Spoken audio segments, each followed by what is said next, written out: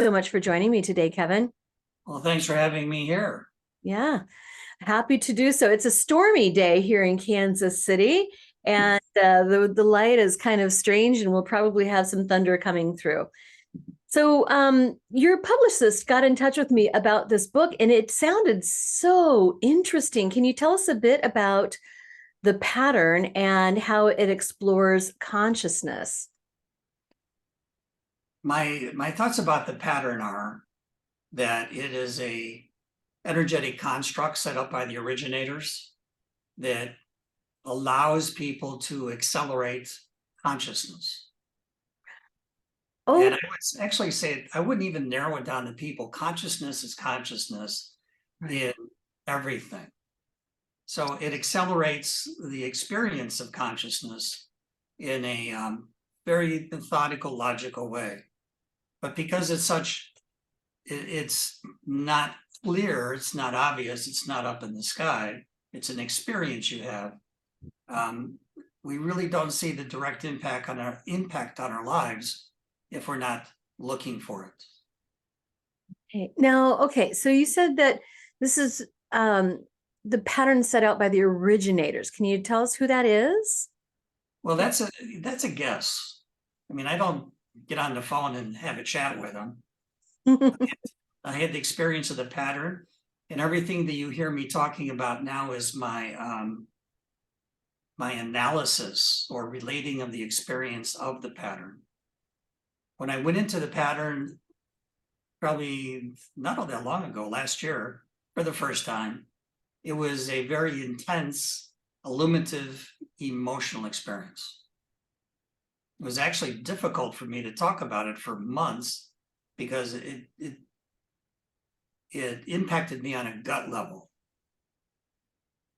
I would start explaining this to people that understand my work or deal with me, and I would kind of stutter. They say, "Kevin, what's the pattern?" I go, I get back to you on that one.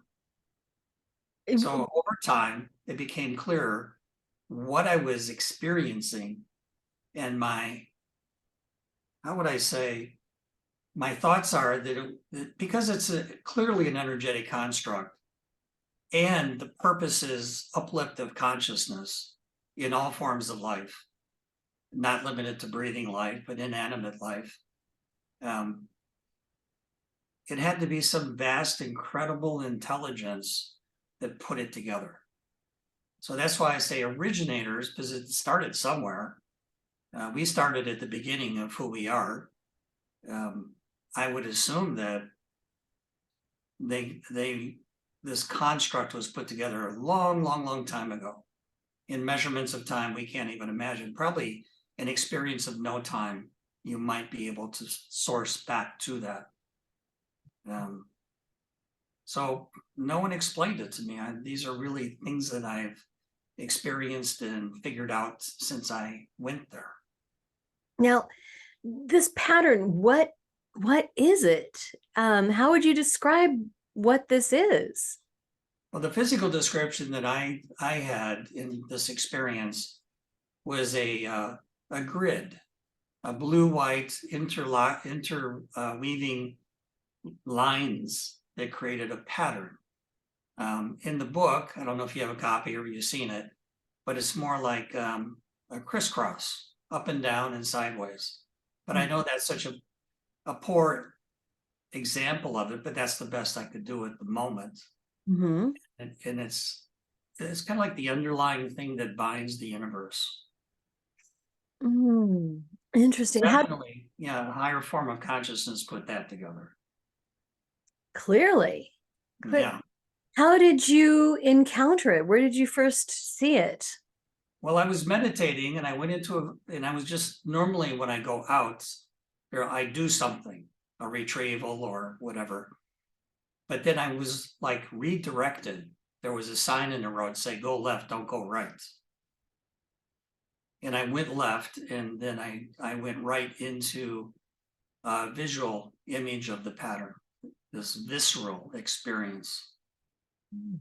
So my thought on that is that it was just simply time to experience this. Because I've been saying, well, this life doesn't make sense to me. Who put it together? What's the purpose? What are we doing here?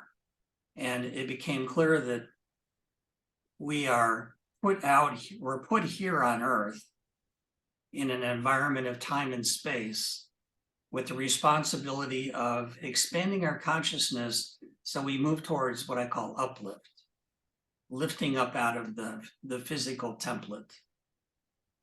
And to do that, I think we need guidance. My thought is everybody needs guidance in some form, in some way, in some place, through their experience of life. Mhm. People talk about angels and guides and this and that. I think that's a more immediate guide to where we need to be going next. I think the bigger picture is the pattern, which is you said, what is the pattern? I say energetic construct. And that's pretty much as far as I can articulate it, because it's a product of incredibly advanced consciousness, higher forms of energy, the evolution of even who we are into what we will be. They're there. It's like a parent. I'm sorry, it was like a what? Parent. Mhm. So in the broader picture, we're created. That I'm pretty clear on, we're created. But we have no guidance. We have no direction. We have intent and consciousness, but we just don't have all the little details.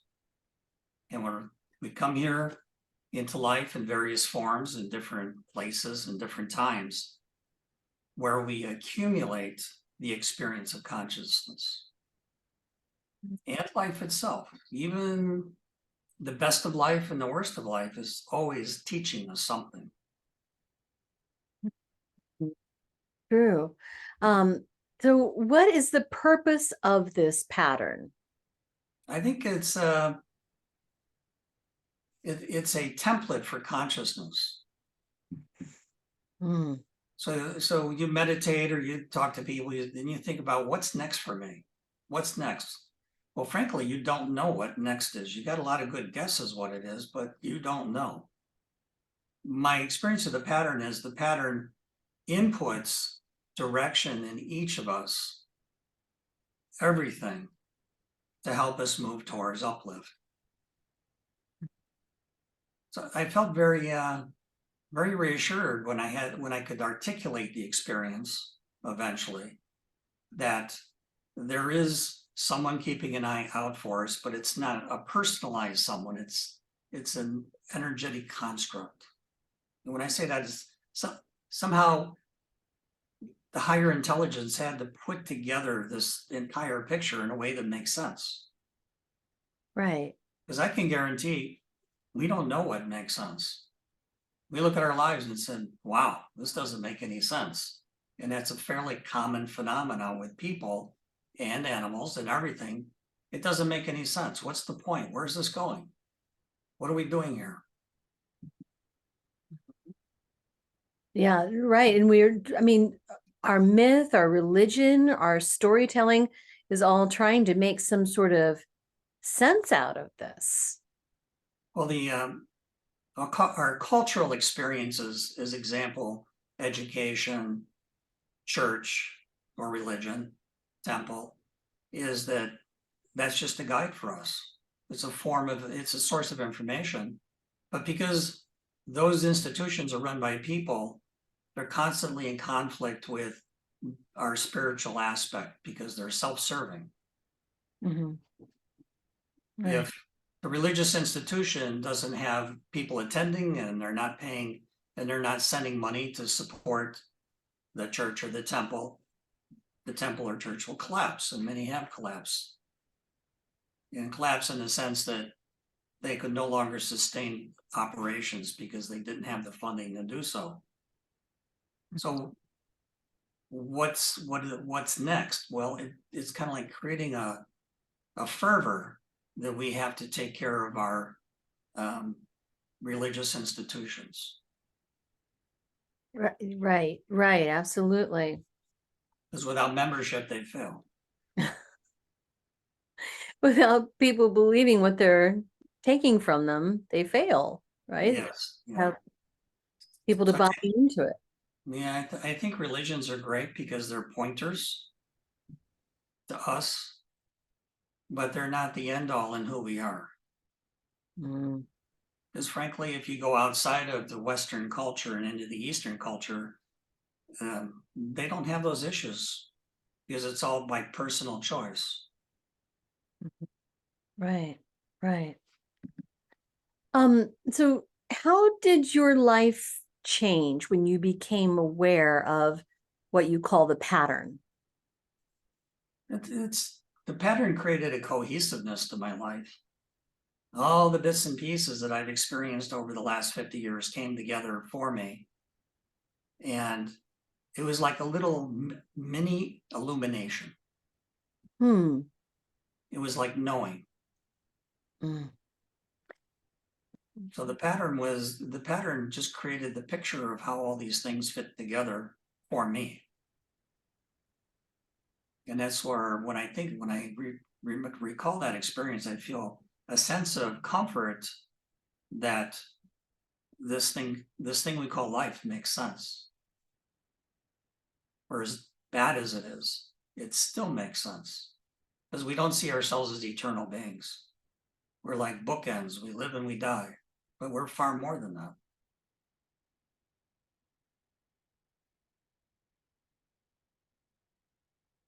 Yes, far more than that. Now, um how do people get to this knowledge of the pattern? I think it's the same way I did, almost by accident. Or you could say, I was ready to experience the pattern. Mm. People that have near-death experiences go up to what they call the tunnel and the light, and that's all been formalized now, what the heck that is. When I first went there, it was just like a big round plate of light. And the closer I got, the bigger it got. But that allowed me to see that there's far more to life than what I was experiencing up to that point. So how do you get to the pattern? How do you create it? I don't know. Some people that read the book have sent me these amazing emails saying, Kevin, I read your book and I experienced the pattern. And I felt really good about that because that book was 30 years in the making and many miserable years in editing it. So I think it's fantastic.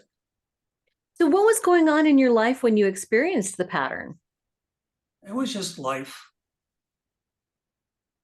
Go into a meditation one day and experience the pattern. There was no precursor to something illuminative happening in my life. And so you said that people experience this when they're ready. Did you feel like you were ready? Yes. Well, or I wouldn't have experienced it. Right. So how does one, I guess one knows when we're ready when it happens. Exactly. Okay. It's like, We oh, don't know. We don't direct traffic on this one. no, I suppose we don't, do we? Now, had you been brought up in any religious faith or worldview before that? I started out as a Catholic, Hmm. then I traveled all over the world for 30 years, kind of trended towards Buddhism. And then I found an institution I like, which is Tibetan Buddhism, because they're always looking outward. They're looking towards their rescue from the physical. The other ones just didn't quite appeal to me. Hmm. But I have a strong bonding with both of them. I had strong experiences of Jesus and of Buddha. And the experience of Jesus when I was about 6 years old, 7 years old. And I went to church. We'd go to church every day. We didn't go to church, we didn't get our little cinnamon roll. So I went to church because I wanted that cinnamon roll. And everyone had left. And I walked up to this cross where the suffering Jesus was nailed to the cross. And for some reason, I don't know, 7 years old, it's just amazing what comes out of the mouth of kids. I said, I want to dedicate my life to you. Wow. And the face looked down at me and nodded. Mm. I didn't expect that, so I kind of shook my head and looked back again, and it looked like it always looked.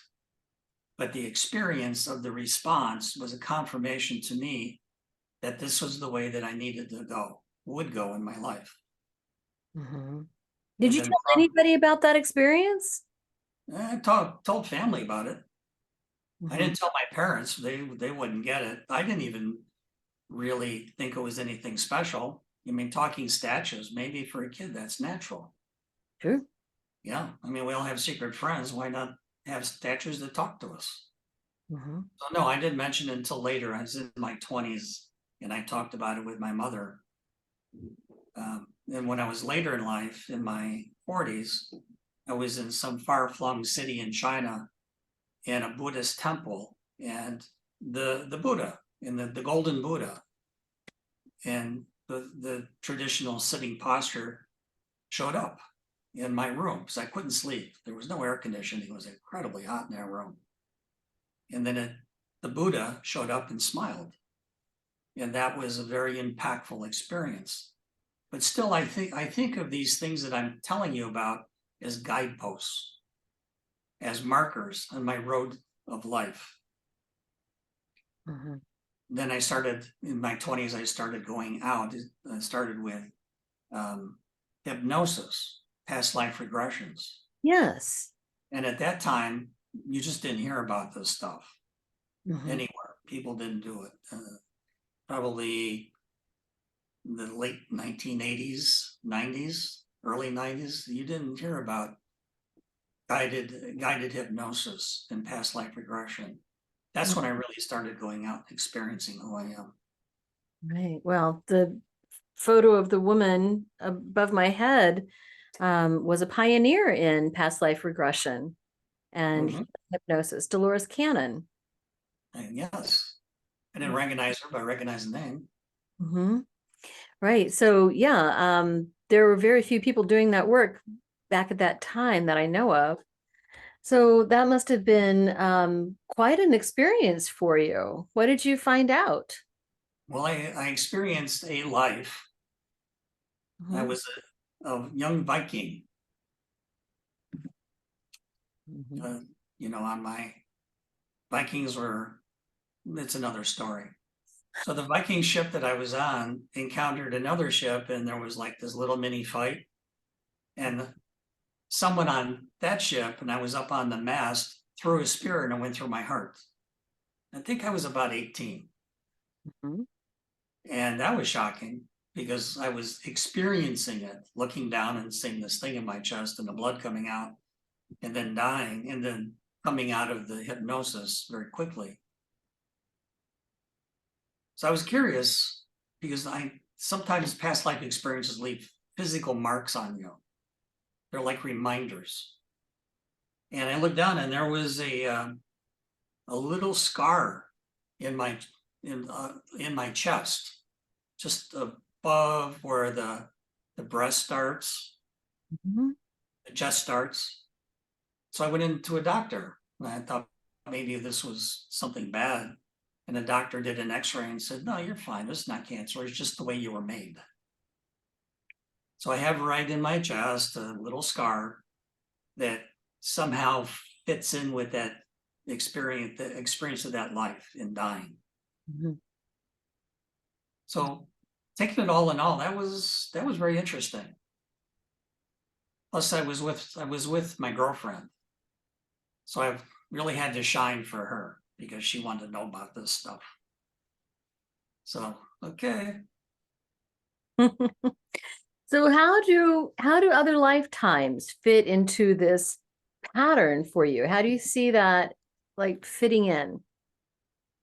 I see life as progression. Hmm. We start at point A and we end up going to point Z. And the pattern is a helpful guide in what the next steps are, the next things to do, not only while we're here, but also the next time we have an opportunity of selecting a life. Because we're such a mass of contradictions compared to each other. Um, one life you may come back as a general leading an army, and the next life you come back as a street prostitute, or and then you come back as a doctor, and then you go back as a diseased person. I mean, it's just what you need next in this process of expanding consciousness. Right, you're right. What we need next to be whole and to learn all the things that we want to learn and we wish to learn. Right. Yeah. Yeah, so very interesting. So this pattern has taken you through many different experiences and many different learnings, and it took you 30 years to really understand it and delve into it before writing this book, or at least before finishing the book. Why did you decide you wanted to write the book? It was my guidance. Mm-hmm. My guidance said, write the book. I started it. And then it took 30 years to write it, and then finally get it published. It was just all process for me. And all of those years fitting in between beginning the book and finishing the book, I lived my life and had my experiences and learned the things I learned. Right. Yeah. How do you feel like this whole experience has affected you? Of the pattern, as I mentioned, it pulls the picture together. Because there is a very interesting thing that I ran across. I think it's called a Shardevsky. I'm looking it up, excuse me. No, that's all right. There's I think it's called Shardevsky. I can clarify that later. And what it is a scale of consciousness related to energy. As a like, according to the Shardevsky school, we're in level 1. And that's because we've been able to tap the sun for growth. We have coal, we have got gas, we're doing starting nuclear, and our science is moving us forward into level 2. But attendant to each level is a higher degree of consciousness, because there is a relief from the worries and concerns of the lives we've led before. Mm. So every level, and if you look it up, they hypothecated 11 levels, all related to our ability to integrate with the universe and pull all the energy available from our galaxy into the use of our civilization. So there's a pattern there all by itself, that the Earth, if it survives into the next level, which is a high probability, gains access, starts using the full resources of the sun, then it uses the energy resources of the planets and allows us to explore space, allows us to go out, because we can then build the technology to do that. So there's something going on where we're always going towards the higher thing, higher technology, higher forms of expression of consciousness. Excuse me. Sorry about that. So we're constantly striving to become. Right. And what we become is particular to each of us. It's a feeling of ever expanding, of ever, right? Even the universe is ever expanding. The more that the universe, this consciousness takes in and knows of itself. And each one of us, of course, is connected to that we're always in this pattern of expansion and growth. Well, increase your vision and include all life in Mm. all forms. Mm-hmm. Include inanimate consciousness, like stones and rivers and trees. Mm-hmm. Everything is working together to uplift the consciousness of the planet. Absolutely. Yeah. Yeah. It's just we're all in it. Because if the higher levels of the higher levels of evolution of consciousness, humans, blow each other up, the lower level of consciousness will survive and continue forward. Right. Right. You know, I've done this past life regression work, the Dolores Cannon work, just helped people discover other lifetimes they've had as stones, boulders, trees, water, vapor. And, you know, all of it has consciousness, all of it. When we're talking about the rocks and the boulders and the trees, and when we know that they have consciousness as well and are on a path of expansion and path of growth. I mean, would we be so cavalier about destroying the environment? Well, I had an experience of stones talking to each other. Oh, yes. Tell me about that. Well, yeah, obviously, or clearly to myself, I was in expanded state of awareness because this isn't the normal thing you do during your workday. And two massive stones were talking to each other, telling jokes. And I'm thinking, how am I experiencing this? I don't know any stone jokes. I don't even talk stone. But there they were chatting away. And this little light went on in my head saying, okay, all forms of creation have consciousness in some manner. Yes. Yes. It's So everything amazing. is striving for uplift. Everything is striving for replacing the current form of consciousness on the planet, which is fairly destructive, but is creative. It's both. Into the next, where we don't find the need to fully express our predator nature. Right, right. Yeah. Why do you feel like that we have that predator nature? I mean, it The way doesn't. we were made. Mm-hmm. Think of it, the little baby consciousness that you were is born into a body, maybe a simple body, uh, a caveman or a forest dweller. And what happens next? Well, you learn rudimentary religion, society, culture, and then someday you die, and then you come back, and you, in the higher part of you, not all of your totality of self goes into your life. It's like a little fraction of it comes into this, which is you and myself.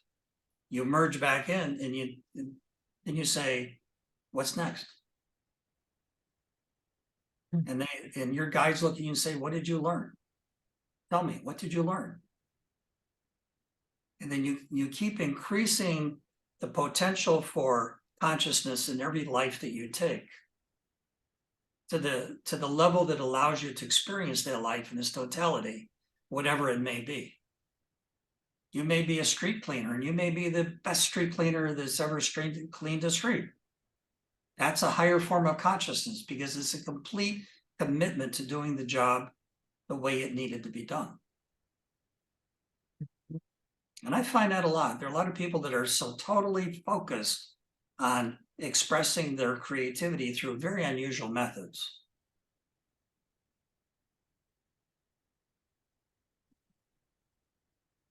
Right. Um, Now, you've taken some of this energy and you have become a healing channeler. Can you tell me about that? Well, it seems to be a capability. Mm-hmm. It's not a life goal. The healings are more for family and friends than they are as a practice. I don't have a practice of healing. Mm-hmm. And it's effective. It's been documented that it works. I mean, truly documented. So it's like just an interesting part of who I am.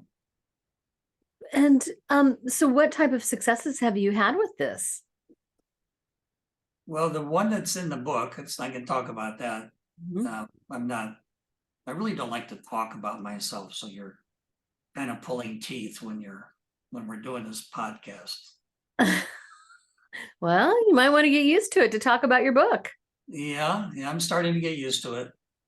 When I was much younger, in my early 20s, I lived in a large Midwest city, and my mother got a phone call from a hospital saying that my brother, who was a sportsman, he was a hockey player, broke his back. Ooh. The last game of the last year of his season, he fractured the lower vertebrae. So they collected him and took him to the hospital, and they had him in what's called the old days, it was a striker frame. It was just a frame that strapped the body down, then they turned you upside down so you're facing the ground to relieve the pressure on the broken spine or the broken. Right. Yeah. And so she got a phone call and she looks at me, said, okay, we're going. So my sister jumped in, my brother-in-law jumped in. It was like a 6-hour drive to this hospital based in St. Louis, Missouri. My home state. Yeah. Finally, we arrived there, but in the process of arriving there, I had this experience of being filled. It was like full, a big dinner, a lot of water, something. It just kept filling and filling. My body had the experience of being full. And I didn't know what that was. I figured it was something to do with what needed to be done, but what that was exactly, I don't know. So we went to the hospital. She talked to the doctor, and the doctor pulled out an X-ray and showed her that the lower vertebrae had fractured. They had broken apart. There were bones floating around that they probably would have to pick all the bones out. And she said, what's going to happen to my son? Doc said, probably he'll be in a wheelchair for the rest of his life. Oh my gosh. And he's 6'3", all-American athlete in a wheelchair. Oh my gosh. So my mom said, pointed to me, looked at me, pointed, let's go. We walked into the room and a nurse stuck her head in. My mom said, no, give us some time. Then she looks at me and she said, okay, do it. Because she knew I could heal. So I was standing there and I just felt closer and closer to spirit, put my arms out in a straight out, hands out, both hands. Mm-hmm. And I felt a discharge of this fullness into my brother's body. And I asked it, I was saying God in those days, God and the angels, heal him. Take over. I don't know what to do. I'm not a doctor. I'm not a specialist. So the energy flowed out and into him. And probably about 10 minutes later, it was over. Hmm. And then I felt like one of those rags that are wet. You just kind of wring them out and totally empty. And so I said, I got to go back I have to go to the hotel. I'm exhausted. So we had a little dinner, had the hotel, came back the next morning. And my mom checked in and she talked to the doctor again. He said, okay, well, let's take a look at what's going on with his back. And he got an X-ray and he started swearing. He was so upset. And my mother looked at him and said, what's wrong? You know, she thought it was like the worst of the worst of the worst. Mm-hmm. He said there must have been some mistake because all the fractures are back in their original position. Oh my goodness. So he calls down to radiology and starts chewing that poor guy out, asking what's going on. And the guy said, look, we haven't had any back injuries for 2 or 3 weeks. That's all I have. That's the only film I have. So he just threw his hands up, just looked at my mom and said, I don't know. This changes the game. He will probably be in a body cast for 6 months, just so he doesn't re-hurt himself. But he pulled off the table his prognosis of a wheelchair. So now he has a chance now. And I went into chat with him. He was in between injections of morphine. Morphine makes the brain a little fuzzy. You feel good, you don't feel pain. And I said, what happened? I entered the room, I did what I did, and then this report just came up. He said, when you were in the room, there were 4 of you. I said, well, that's different. Where was I? He said, on the left side of my body, right side of my body, feet and head. And I looked at him and I said, look, there's a wall over there. How could I be at your head? He said, I don't know. That's just what I saw. And it was kind of like brushed it off. Okay, well, that was a good thing. That was a good ending. So I Mhm. went into a body cast, and he's been playing golf for, I don't know, 40 years now. And if you ever played golf, you know you twist your back when you play golf. Like, yeah, you do. Heck yes. So we identified the hospital, the doctor, the films, and the change, or the radiologist screw up. The doctor wasn't quite up to saying it was a healing. It was just, he said, look, there it is, black and white. Something happened. Hmm. Yes. And so this healing work, I do healing work as well, and I really can't take claim for any of it. It sounds like you don't take claim for any of it as well. It just comes through you. But this is something you do only for friends and family? Yep. Hmm. Or when spirit moves me. Right. Right. Sometimes I don't want to do a healing. I'm tired and I don't feel like it. And every time I do this, I get a complete read of the person I'm healing Hmm. from beginning to end. And sometimes it's not pretty, just not hot to do it. But sometimes spirit taps you on the shoulder and says, this person needs to be healed. So that's my motivator. And then I'll deal with that person and do what I can do. Not everything is wonderful. Some people are locked into karmic patterns. They're not going to get healed. Anything you do there, you're not going to be able to Right. heal them. So friends and family, and tap on the shoulder of the spirit, pointing me somewhere, Mm. which doesn't happen very often. So I don't want to be viewed as the go-to guy for healing. I do what I'm directed to do by spirit. And See. even with family, it's with deep consideration that when you do this, you change things, energy changes.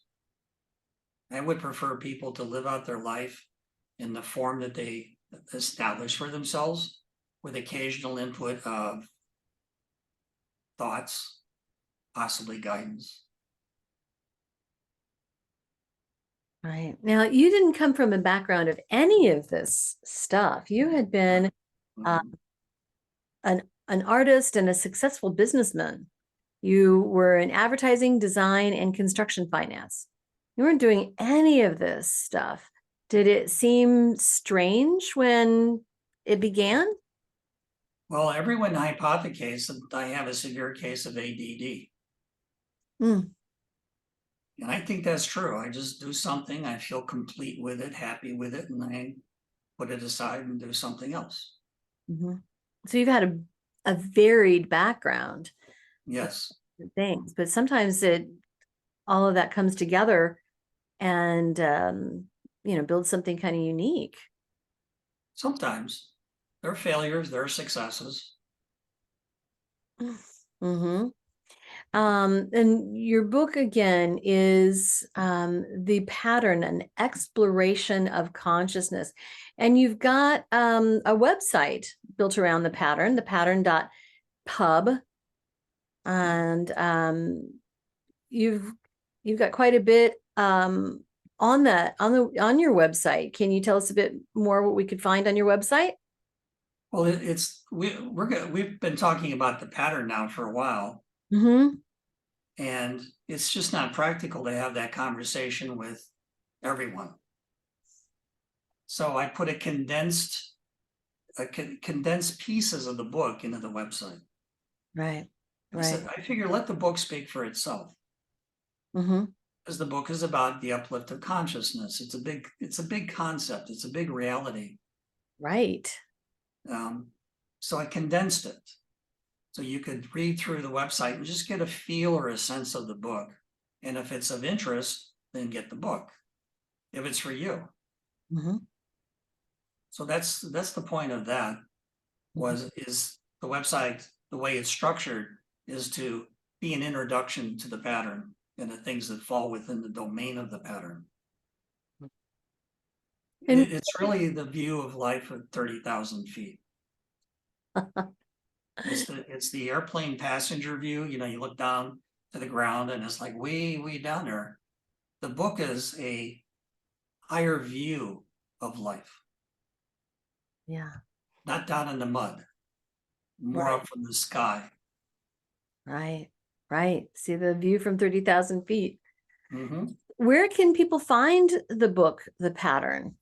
Well, it's easily available on Amazon and Google. Good. Yeah. But my recommendation is that they would type in the pattern Kevin Jeffers. Mm-hmm. Goes right to the page. And you Fantastic. go type in the pattern all by itself, and you get I think I counted 10,000 knitting kits. Oh, yeah, that makes sense. Yeah, sewing and knitting. So if you say the pattern, you all go over to the sewing and knitting, and that's quite not where I'm located. So you type in the pattern and then my name, and then you Kevin. go right to the book. Okay. Yeah. I love to knit and I love to sew. So, but this is very different, isn't it? Well, it's kind of humorous because that's what the pattern is. Right. Yeah. When You you see, get a pattern to cut material to make clothes, you get a pattern to make something, you get a pattern for this. That's really what the pattern is. But right. in this particular case, to find the book, you probably want to narrow that down a little bit more. Right. Yeah. Yeah. The pattern, Kevin Jeffers. So the website again is thepattern.pub, as in publishing. So And we're on Facebook too, by the way. oh yes, you are on Facebook. Yes, yes. That's another great way to find your information. That is wonderful. And we've been in Facebook for 3 weeks, and we now have 800 followers. That's wonderful. That was not expected. I'm sure. I'm sure it was not expected. No, no. I thought it would be neat to be on Facebook and I could tell my relatives about it. Call up my aunt. Well, that's what I've been doing. But she tracks it. Okay. And they can follow what you're doing with this book and then see what you've got coming up. Thank you so much for joining me today, Kevin. And it's been a pleasure talking with you and finding out about your background and about this book, The Pattern: Explorations in Consciousness. And next time you've got